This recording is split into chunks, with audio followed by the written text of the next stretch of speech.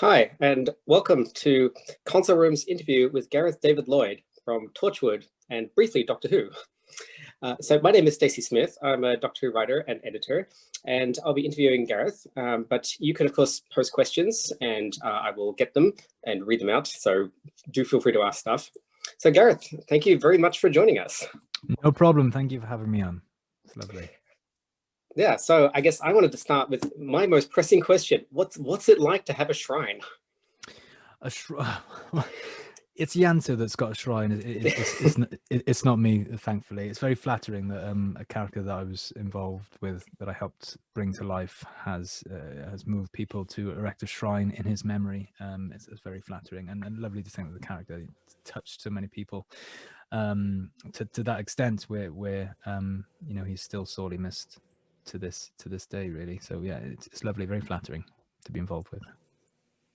Yeah, I mean, a character, of course, you know, is partly fueled by the actor. So I mean, many characters are killed off, you know, in many shows, but not too many go this far. So I think that, you know, like I would say, surely there's a piece of you that's kind of part of it, right? Absolutely. Like I said, you know, he was a joint effort. There were lots of people involved in bringing him to life. But yeah, it's great that I got to give him his body, his face, and his voice box. Yeah. And do you actually like coffee? I do. I love coffee. I'm a huge coffee fan. It's helped me out on many a difficult morning.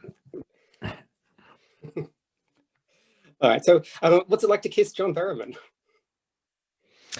I'll answer that when you ask him what it's like to kiss me. How's that? I'm sure he will answer that one. No.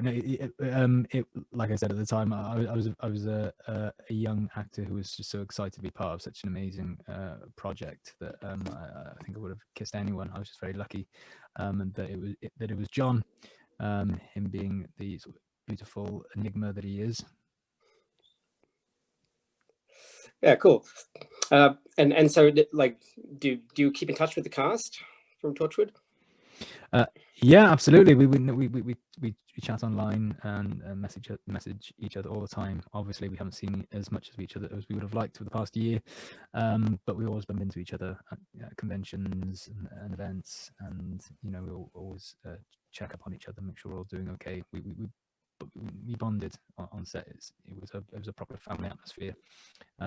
So yeah, I've made friends for life, hopefully. Oh, that's lovely. Yeah, so your first role was as a robot in a school play, I read. That's right. Yeah. Were you always destined for science fiction? Does that mean?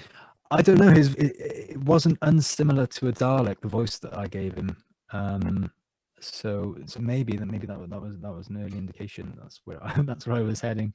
But yeah, that was around the time that I got the bug and started looking into joining local youth theatre groups and things like that. And yeah, that was the moment where I thought this is where I want to be on stage. And how did that lead to TV? Well, that was just through getting an agent. I did the Threepenny Opera in London with the National Youth Theatre, and I got my agent through doing that. I was very lucky. I got the leading role, so of Mac the Knife, and I got my first agent. And within, I think it was a few years before I got Torchwood. But yeah, I think it was 3 or 4 years of sort of going into TV and film castings and failing miserably because I had no experience in acting for the camera at all. So my learning was through doing auditions and messing them up and sort of honing and refining my TV auditions, my TV and film auditions. And yeah, that's how it came about. Unfortunately, at the time, well, I didn't do a 3-year course in drama school, and even if I had, there weren't many courses that were offering much in the way of auditioning for or acting for TV and film. So I would have been in a very similar boat, even though I had done a 3-year course. I did a 1-year course in the end in Rep College, but I was very theatre based, and we didn't do any sort of TV and film stuff there. So it was a huge learning curve when I got my agent and started going into auditions for camera, and it took a while before I sort of settled into it. And yeah, I'm very lucky that my first big regular role was Torchwood. Right. And what's the difference between TV acting versus stage acting? I mean, it's the size of the performance is probably the primary thing that's different. I mean, with stage, you have to tell a story to an auditorium full of people, which means you sort of have to project the performance and make it big enough for everyone to sort of feel like they're involved, they're being told the story. And with TV and film, the only person really you're trying to convince by any performance is the person you're speaking to. So it's very much more naturalistic and a lot more sort of a lot smaller. That would be the main difference, and also the whole feel of it is different. With TV and film is much more composed and subtle and low key. You have to reserve your energy because you know there might be 4 or 5 more takes. There will be 4 or 5 more takes, and potentially a lot more. So you have to sort of reserve energy, and you're acting with, like Michael Caine said, it's like acting with a scalpel. Yeah, and both have different rewards. I think with theatre, it's much more immediate. You get much more immediate response, and the adrenaline's going. You can bring your all into performance. You don't have to reserve as much energy because it's that one single shot you've got on that night, and there's a lot more energy and adrenaline involved. With TV and film, the buzz, the reward is, I think, watching it back afterwards, or indeed seeing reactions, positive reactions to something, and of course having something that you can keep forever. With theatre, you know, I know lots of things being recorded these days and put out NT Live and things like that, but I still think once it's gone with theatre, you're never going to get that same live feeling again. It's gone. But with TV and film, you've got the thing, you've got the performance, and you can keep it forever. So both have their positives. Mm-hmm. Cool. And so is Ianto Jones in Torchwood the same as Ianto Jones that you played in Mine or Mine? No, not at all.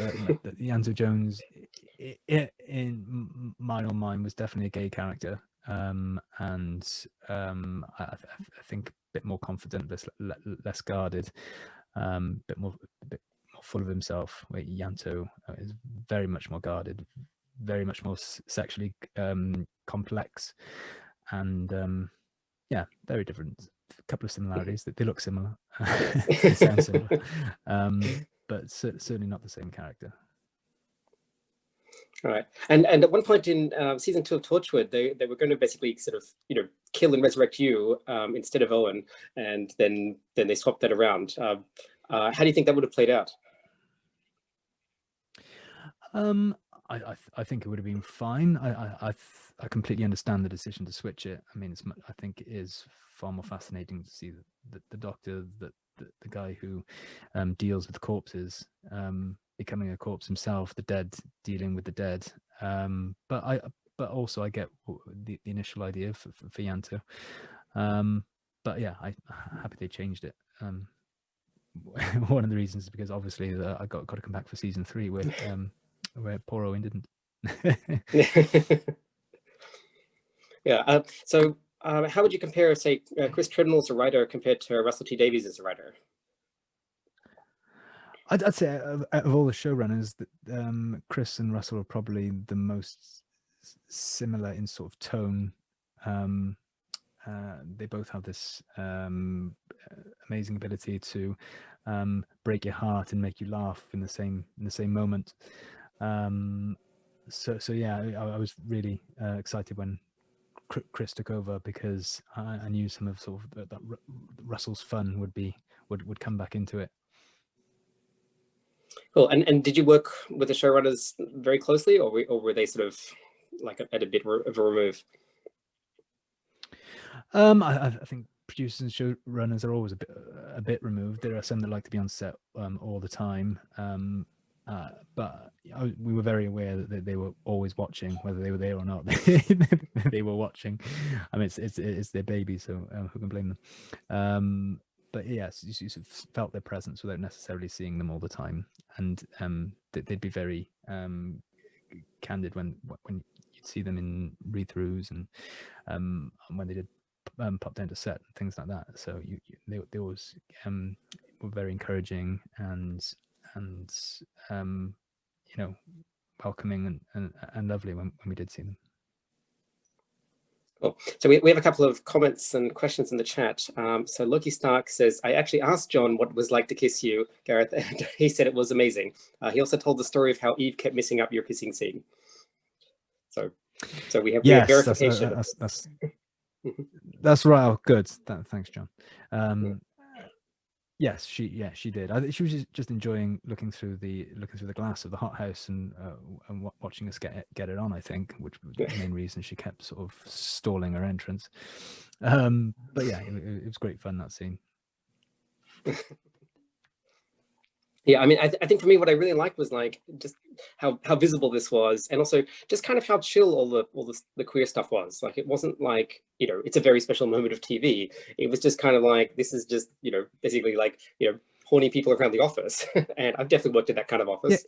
Yeah. Exactly. The drama wasn't the fact that it was two people of the same sex kissing. The drama was because oh my god, the office boy is kissing the boss, rather than the gender side of it, which was nice, which is part of the reason that the relationship and Ianto was so popular. Part of the reason the Ianto's got a shrine today is because it was just a lovely, normal, everyday thing, and there was no sort of shock horror in the fact there was a primetime sci-fi show with a same-sex relationship. It was yeah. It was lovely to be part of that. Yeah, it sort of reminded me of like, early Star Trek, where like, they're having all these sort of romances among their workplace, which, you sort of think, well, that's a bit odd, but anyway, like, let's go for it. And no one really thinks twice about it in the 60s in Star Trek. And so then you throw that into like, you have same-sex relationships, but basically it's the same thing. It's just office romance that's happening all the time. Absolutely, yeah. Yeah. So another question. You were set to be in the Corn is Green on the London stage before the pandemic hit. Will that still happen once live theatre is available again? I hope so. I mean, it hasn't been cancelled as of yet. There have been dates sort of mentioned, hopeful dates for when things could go back into production. Obviously, we're so up in the air at the moment with when things are going to start to get back to normal, with vaccines being dished out and lockdowns being reintroduced because of people not adhering to the advice. Who knows? Hopefully this year. I was very, very upset when it all got cancelled, because it was one of my dreams to work at the National Theatre. But there are obviously far more important issues to be thinking about at the moment. But I hope that by spring, the summer, we should have at least some possible dates that we can share. Yeah, someone else asked about Black River Meadow 2. Any idea when that might go into filming? That was supposed to be last year. Again, we don't know, and because we are sort of low budget crowdfunded project, the whole the policing of the social distancing on set and everything, it becomes even more complicated. But there are plans to possibly release something audio, which would be a sort of fill-in episode, an audio episode, and maybe then do a trilogy of audio episodes to fit in between prior to the events that happen on the screen. So watch this space for that. We're racking our brains at the moment. I've got a story in mind which could be done quite well, with audio. So hopefully, I mean, if everything by the end of the month, they say you can go back out there, you can work, you can the restrictions are being eased, then we're going to get it done as soon as we can. It's going to be it's going to be spring summer shoot. It has to be because of the sort of all the outdoor locations. So we're just keeping our fingers crossed. But yeah, like I said, we're hoping to reward fans for their patience with a little audio tidbit soon. So how much audio work is there at the moment? I assume that's the only real option, but is there a lot of it around? I've been lucky. I've been playing Ianto for Big Finish a bit. I've done a bit of video game work, and a couple of convention panels, which is sort of just kept our heads above water, which is nice. And we are finding there's more and more audio coming in. Yeah. So yeah, it has been good. There has been a boost in the audio industry because of COVID. It's made me put together my little home recording studio, which has helped out. Yeah, but I'm sort of itching to get back on the screen at some point. All right, we have a question which says, what was the best prank played by you or on you on the Torchwood set? Wow, so many. I mean, the when you say Torchwood and pranks, what comes to mind instantly is the antics John Barrowman and Eve Miles would get up to while you were trying to do a scene. I think we were all guilty of it at some point, with bits hanging out here and there to put you off your lines, and little pictures and little props. It's a tough one. But the one that always brings a smile to my face and what warms my heart is because it was the last scene of Children of Earth, is when Eve pulls back the plastic cover for a dead John and a dead Ianto. She smiles at Jack because she knows he's coming back to life, and she sheds a tear for Ianto because she knows he's gone for good. And I think John just trying to lighten the mood. The one take where Eve pulled the plastic back, he was wearing a big handlebar moustache that he'd nicked from the props department. He had a big, I think it was that expression on his face with a massive sort of, yeah, and we were all feeling very emotional that day, and it really worked to lift our spirits. Yeah, cool. So you also appeared in Doctor Who for a couple of episodes. Was it any different from appearing in Torchwood? I mean, you're basically in the same set.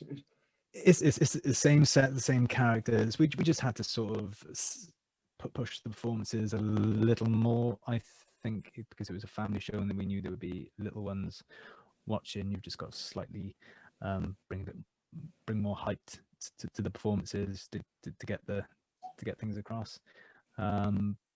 But yeah, same characters. There's still the same feel to it. There was a Dalek on set, which was very exciting. I got a fire machine gun at it, which is also very exciting. Yeah, it's not hugely different, just a slight difference in sort of tone of performance, I think. And have your kids watched Doctor Who or Torchwood that you've been in? A bit. I think it's still a little complex for them at the moment, but they are definitely interested. They know Torchwood's very adult, so they're great kids. Then if it's adult, they're not interested. They want to watch something. They want to watch things that are age appropriate. So I think Lily's nearly there for Doctor Who. Must be very strange if you're just watching and they're like, oh yeah, there's my dad. Like, yeah, and I think my wife showed them a couple of scenes. They're interested, but they don't. yeah, They know it's an adult show. cool. And do you think there's like any chance you could be cast in future Doctor Who? There's always a chance. I suppose I've been asked. Yeah, I suppose with playing such a recognizable character in Torchwood, it's the character that is deceased. It's going to be difficult. They'd have to do a like alternate universe, or I'd play an alien where I was so made up that I'd be unrecognizable. But it's always a possibility. I hope so. I'd love to. I'd love to have a crack at Doctor Who. I mean, you can always play an ancestor of Ianto or something back in the past. Exactly, an ancestor, or or basically Eve did, right? Yeah. Even a secret descendant in the future, yeah. So the possibilities are there. Yeah, we'll see. I have a question from Teresa saying, "What is the best part of being in the Doctor Who universe?" Oh, definitely the gift that keeps giving, which is the fans and the conventions and just the buzz and just the loyalty and the sort of investment that people go to support it. I always have an amazing time whenever I go to any conventions all around the world. It's allowed me to see a whole lot of the world that I wouldn't have seen otherwise, and meet some incredible people and amazing people, and get first-hand reactions to Ianto and the show. And everyone's so lovely, and you hear so many lovely stories of how the characters influence their lives. And yeah, it's definitely the fans and the conventions the best part of being part of the universe, I think.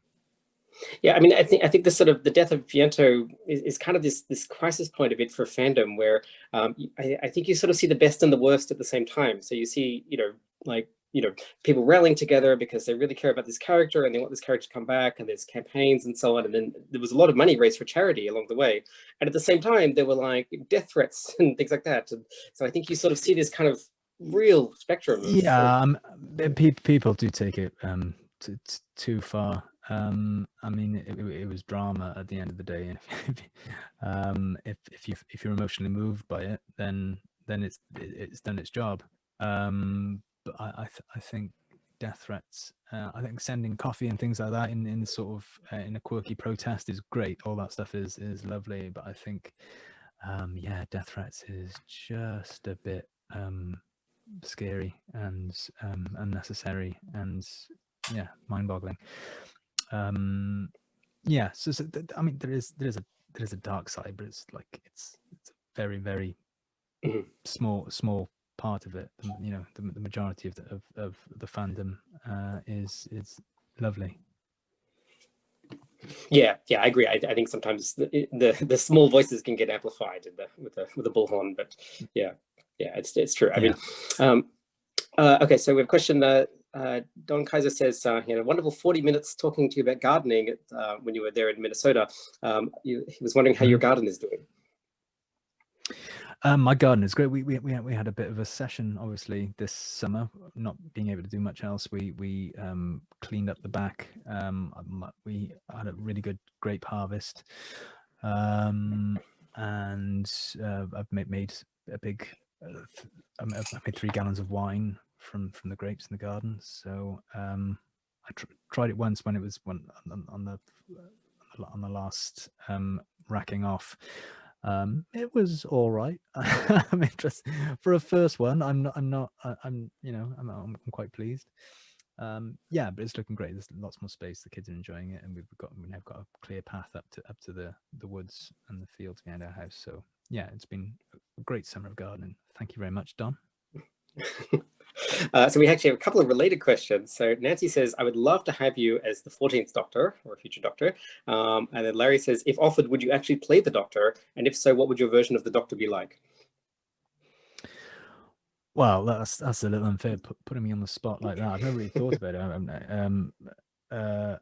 But yeah, I mean, I'd obviously jump at the challenge to play the Doctor, and I'd have to have a long think, and I'd have to do lots and lots of research before I could even give an idea of what my Doctor would be like. I mean, Doctors that I've loved in the past are, Sylvester McCoy, Patrick Troughton, Tom Baker, David Tennant, Peter Capaldi. I've definitely drawn a few of those, I think, for inspiration.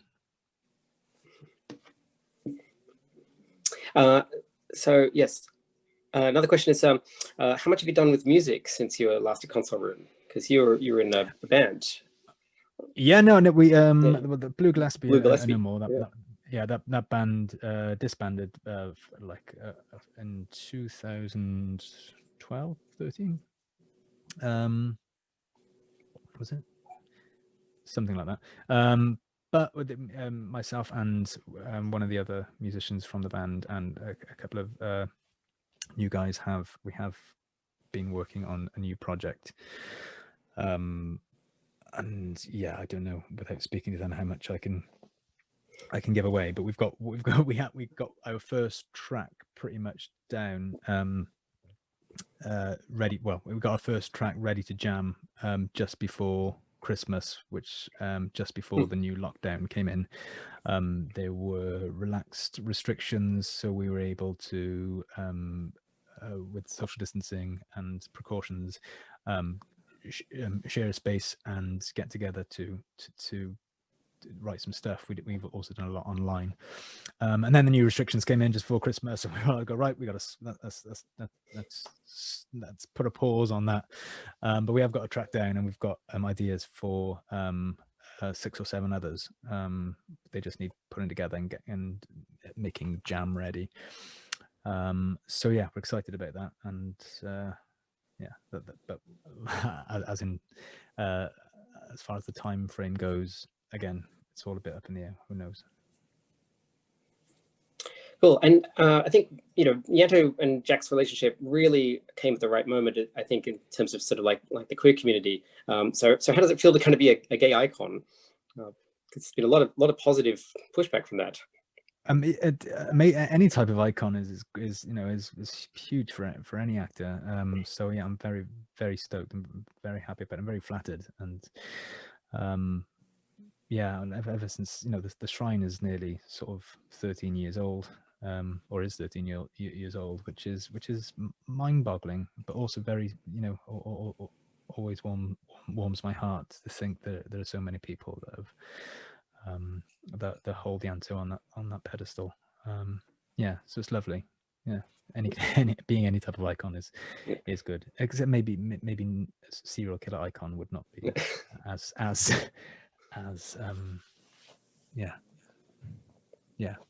no.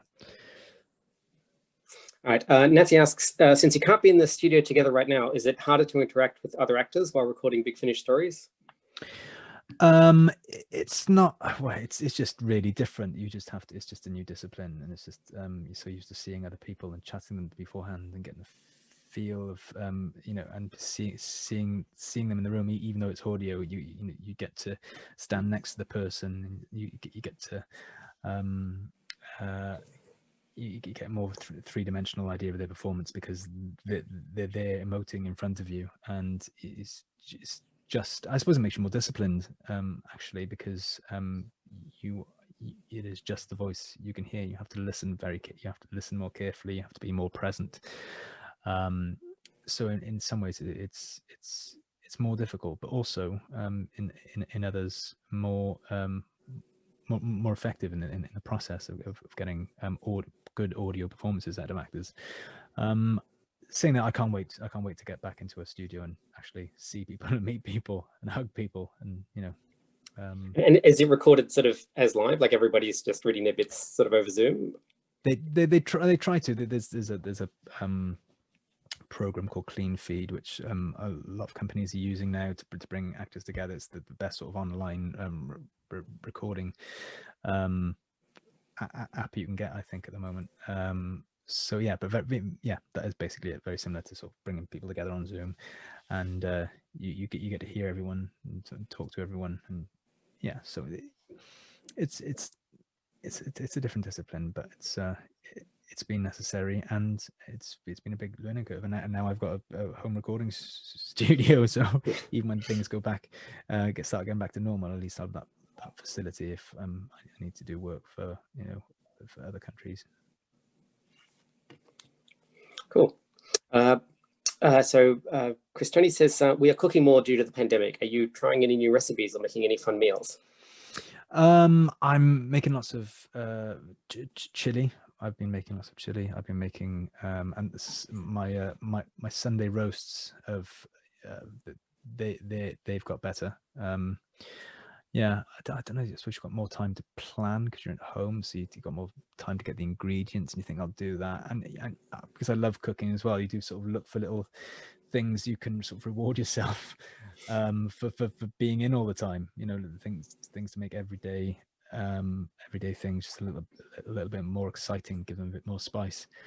So yeah, I have been a bit flourishing a bit with my cooking. Not madly, but I've learned quite a lot about how to cook certain cuts of meat, how to prepare certain vegetables in a different way, and make it look attractive on the plate. Been watching lots of MasterChef and trying to apply what I've learned on there to my own food. Yeah, so it has, yeah, the same with the garden, same with the cooking, same with exercise. Everything sort of, everything's getting a new, everything we can do sort of in the house and around the houses, or everything's got a new lease of life. Cool. We have a question which says, what was your favorite monster or villain from Doctor Who? From Doctor Who, I mean, it's the Daleks that are iconic for me. They were the villains that I was terrified of when I was younger, and like I said, being able to fire a machine gun at one in Doctor Who was a big moment in my career. Yeah, so I said it would have to be the Daleks, but I've also always been fascinated with the Master character as well. That sort of almost evil reflection of the Doctor. That's and in many ways an anti-hero. In many stories, massive. You almost sort of he's almost got a point in a lot of things. In a lot of his philosophy. So yeah, I've always been fascinated with the Master as well. But the Daleks are, I think, for me, the most iconic villain. Cool. Teresa asked, do you prefer acting, directing, or music? And I'm also going to add, I know you've written some scripts too, right? So there's writing as well. Yeah, I've written a couple of Torchwood for Big Finish actually. I think I'm, I don't get acting work for a while, and I sort of, I get a bit bitter. I think most actors do. They sort of go, is it worth it? And I'm gonna, and then I'll get a writing job and I write, and then I throw myself into that. And I think, well, maybe nobody wants me to act for them, so maybe this is what I should be doing. Is you sort of force yourself to think of that as your new career, your new identity for the time that you're doing it. And then you'll get a play and get a job, and I'll be back on stage, I'll be back in front of the camera, and yeah, there is I am an actor. There's nothing that tops that buzz for me of telling a story in that way. I mean, it's all storytelling. I'm a storyteller. I get a buzz from all kinds of storytelling, but I'm an actor foremost, I think, but I enjoy all the others as well. Cool. We have a follow-up question for the favorite monster. They want to know, what's your favorite monster or villain from Torchwood? The Weevil. 100%, and Weevil. I think as iconic as the Dalek is in Doctor Who, I think Torchwood's Dalek is definitely the Weevil. It's the first one that appears, and it's the one that Ianto and Jack are always out sort of hunting. Yeah, and that first scene where he bites the orderly's head nearly off, and it's just terrifying. Yeah, the Weevil for me. Yeah, and I guess as an actor, do you find it a lot easier to act when there's like somebody in a monster suit versus CGI? Oh, when it's in front of you, it's always a lot easier. my mind is floating back to Mavanwi the pterodactyl in the Fragment episode where Jack and Ianto go they go to hunt down the pterodactyl, and the pterodactyl was a guy called Bryn, with a green hood over his head and a stick with a cut out green pterodactyl head on it, like pecking at a piece of chocolate. And yeah, you've got to sort of suspend. Yeah, you have to, it's harder to suspend disbelief those times, but an actor's greatest tool is his imagination. So I think if you're in it, you're in it. But it is helpful to have the real aesthetic around you to act off. Cool. And Nancy asked, how will we be able to access the new music that you're making? Will it be available online in some fashion? Is a CD possible? We will. Our first thing we're going to do is we're just going to drop it for free. Just have a listen about YouTube and digital downloads, and then we'll later on look into making a proper record, something physical, something that maybe we can sell and give ourselves some money for equipment. But we're all of the belief that music should be free initially, and so yeah, we'll drop it at some point. We won't give you much warning. Well, Sebastian asked, did you keep any pieces of the set or your costume from Torchwood? Yes, a lot of it, some of which I donated to some friends I met at a convention, some cosplayers. Some of it was auctioned off for charity. Some of it I have still here. I still have my watch. Yeah, don't know how much of that I was supposed to take, but I did anyway. I mean, this is the common story for most actors, right? So I like in my sense, it's like, oh, they don't dismantle sets; they just let the actors go home, and the set is taken away. It's yeah. You're never allowed to take anything home until a show is done and dusted anyway, in case they need to do reshoots or anything like that. But once it's done, it either goes into storerooms for use in other projects in the future, or the actors take it or buy it at a reduced price. Yeah, I was very lucky. I got some really nice gear out of it. Cool. And question, have you had any fun interactions in public when someone recognized you? Fun interactions in public.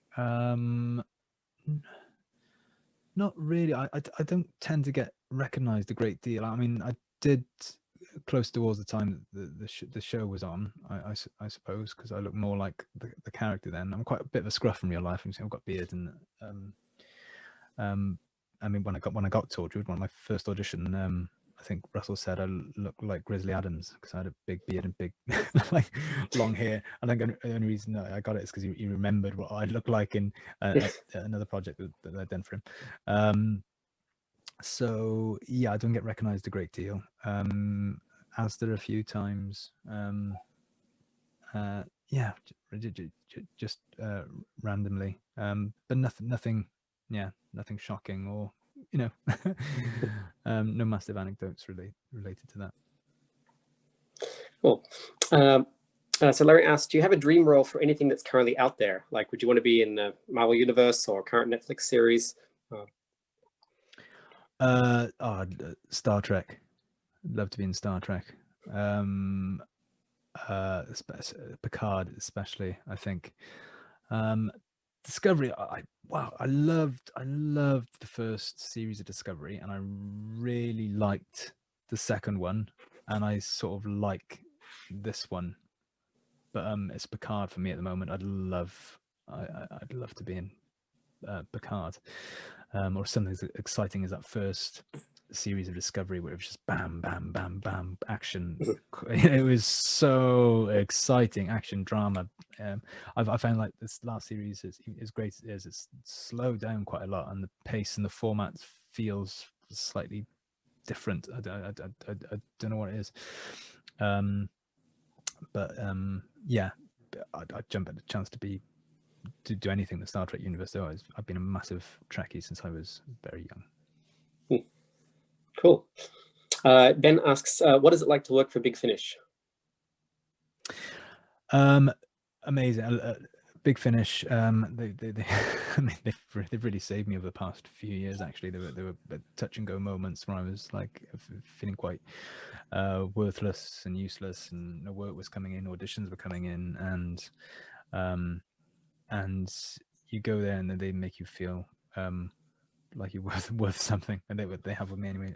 Again, like made me feel like an actor again, and a writer as well. They were lovely enough to give me some writing gigs as well for Torchwood. So they've really helped me. They've been, I don't think they're aware, but they've been quite therapeutic for me over the past few years, and I have felt supported and appreciated by them a lot. So a really lovely company to work for, and if you get the right studio, then incredible lunches.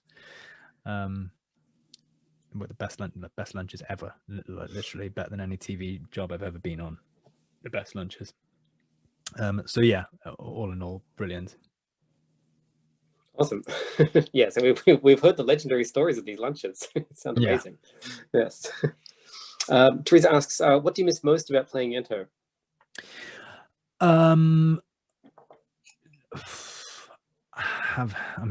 Just going to an amazing job every day and just being part of that world and having that family of work friends and having that character to portray and being part of something new and big and bold and beautiful, and just having a job like that is just once in a lifetime for a lot of actors. So it certainly has been for me until this point. So yeah, it's rare to be part of something that special. So you say you're pretty scruffy in real life. Does that mean like wearing the suits was like, putting on the monster costume a bit? It was hard at first. Yeah, I don't think I'd worn a shirt. Like it was just lots of funerals, weddings, and before that school. Before I put the Ianto suit on, it took a while, but also helped in the portrayal, I suppose, because he was quite guarded and stiff, and the suit did sort of act, I think, as sort of a mask, a costume for Ianto himself. So I think the awkwardness helped at first. By season 3, I'm completely comfortable in the suit now. At first, it was very sort of like, oh God, like I realized how hunched I was with my shoulders and generally, and how I don't know, my walk didn't really suit the suit. So my deportment and my general sort of way I carry myself has been much improved since playing Ianto as well. Cool. Yeah, actually, in the 3rd season, the scene where Ianto, kind of comes out to his sister and talks about like he sort of says it's not straight, it's not gay, it's just Jack kind of thing. I personally found that really, really helpful for me, and that really like there's a real power in that scene, I think. Yeah. It was. I mean, I was a little bit gutted at the time because we'd done that scene, and I think I came away from it feeling like, yeah, that I did what I set out to do there in that scene, and Katie's performance was great as well. I came away with this really warm feeling that we'd just done a really good scene. But there was something, I don't know whether it's the color of the wall or something in the background that was distracting. But they needed to shoot it again for a technical or artistic reason. So we did it again.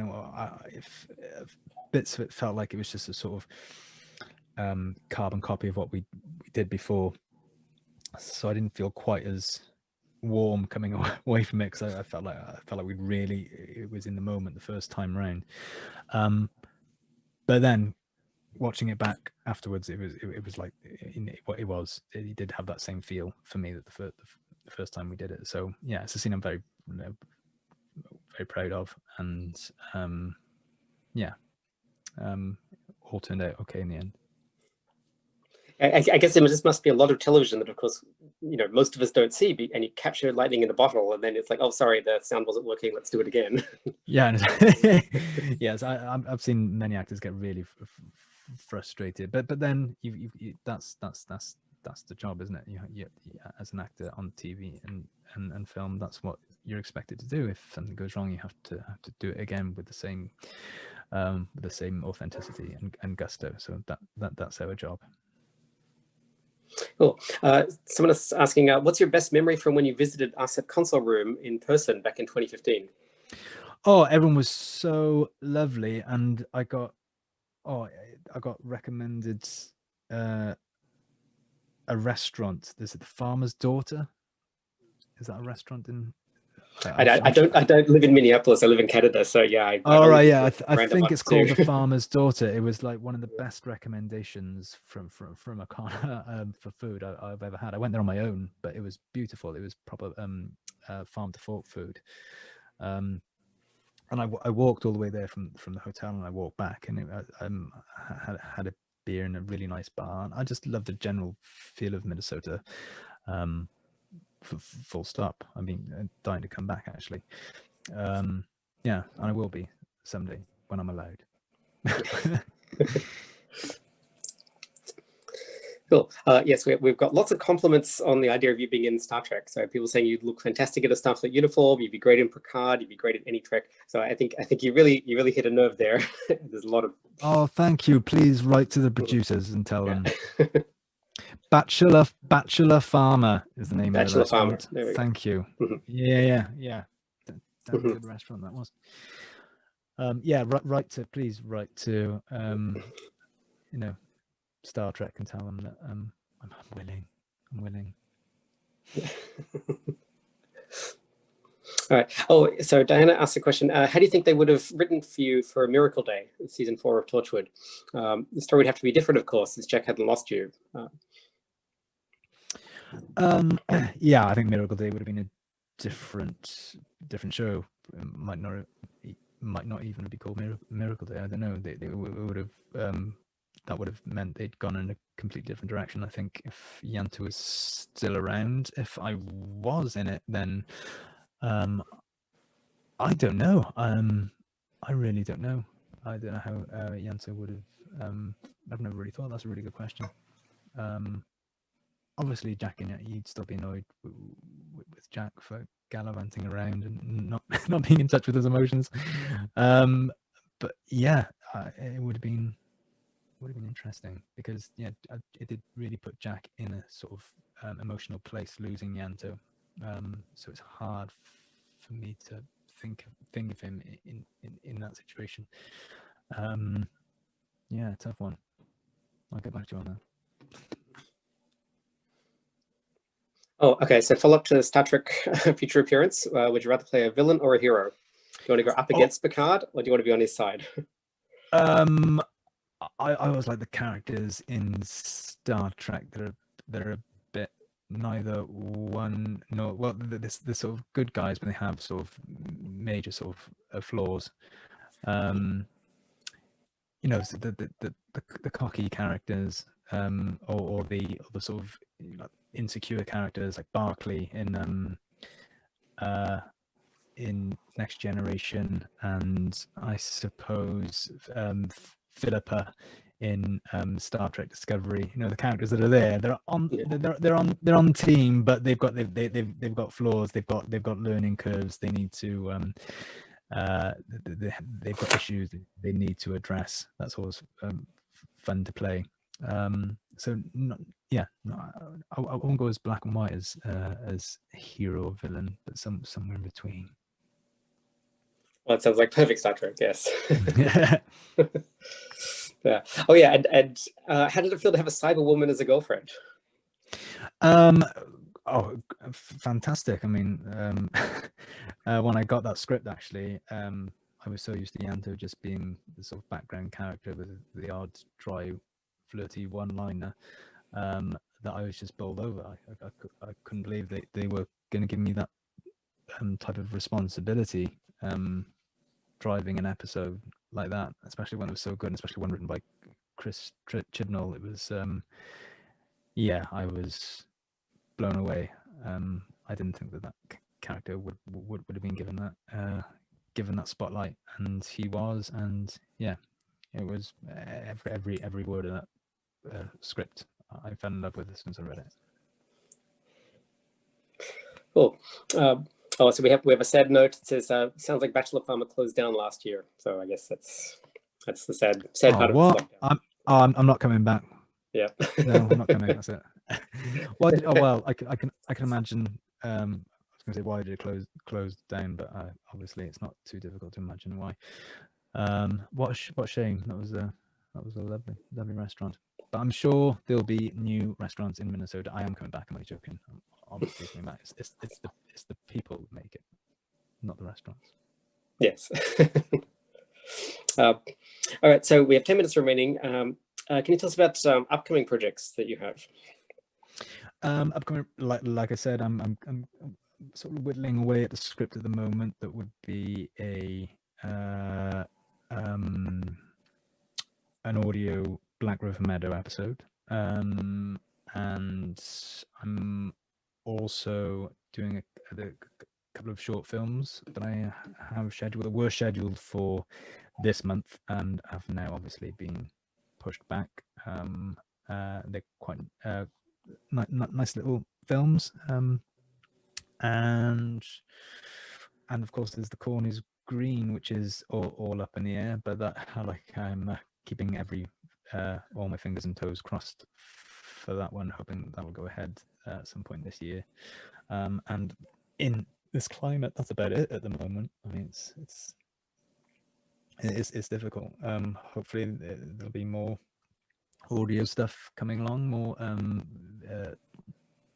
video games. There's I know Dragon Age, in which I play a character, is well underway as far as in the process of being sort of built at the moment. So hopefully it won't be too long before I get to put some more solus down for that. Yeah, and that's about it. We're all sort of staring into the void. Yeah. Yeah, I mean, hopefully we're at the lowest ebb now, and we're going to start to come out of this. So. Hopefully, with the vaccines being rolled out, I hope that is certainly the case. I think everyone just needs to, help each other out now, and just follow the guidelines, adhere to the advice, and think about the needs of the many rather than the wants of the few. Yes, it's very, very sound advice. Jason says, I'd love to see you as a Numenorian or an elf in the upcoming Middle-earth series, or as a character in the Wheel of Time series. So, I would love that also. Yeah, I would absolutely love that also. And another thing that is another genre that's close to my heart is wielding big swords around, and staffs, and magic, and fantasy. So, and anything sort of medieval and swordy and battle like. So yeah, that I also would like to see myself in the upcoming Middle Earth series. Yeah. Again, write to the producers and tell them that has to happen if they want the viewing figures. So if you weren't in the performing arts, what would you do? Cook, and explore. I'd like travel the world, explore archaeology, the discovery, adventures. I love exploring, and cooking is my other thing. So anything involving traveling and cooking, that's probably where I try and do if acting was not an option. And writing. Teresa says, thank you, Gareth, for getting me involved in Doctor Who. Ianto remains my favorite. Also loved Black River Meadow and your music. Look forward to all your projects. thank you so much. That means that's good to hear. That means a lot to me. Watch this space. Hopefully we'll have something for you soon with regards to one of those things. Yeah, I mean, I think I loved your earlier point where you say about sort of, the TV endures, and I think it makes a connection with people that really lasts. And so, I mean, both in terms of you can go back and watch it again, but I think also sometimes you have these pieces that just stick with you because it's such a personal kind of connection. Like they say, it's a box in your living room, and you're kind of talking with old friends. You're not actually talking with them, but like they're just right there. And I think that immediacy is really powerful for kind of like these kind of lasting kind of impressions. Yeah, absolutely. Oh, Nancy says, I've seen some of the things you cook. I think you'd be fantastic with your own cooking program. Yeah, well, I'd love to. It'd be an adult cooking program though, if they exist. I swear a lot in the kitchen. That would be my problem. I believe there is some precedent for swearing in cooking programs. No, absolutely no. Yeah, no. There's obviously there's Gordon, the big sweary man. But yeah, I mean, I swear at myself a lot. I swear at utensils. I swear at pans. I swear at the pets if they're in the kitchen when I'm cooking. As they shouldn't be. I swear a lot. So my wife says you should go on Celebrity MasterChef. I could do, yeah. I just might. You wouldn't hear me say much because it would be constant beeping, especially under that pressure as well. So we'll see. We'll see what happens. Maybe I'll do a one-off episode to see how it goes.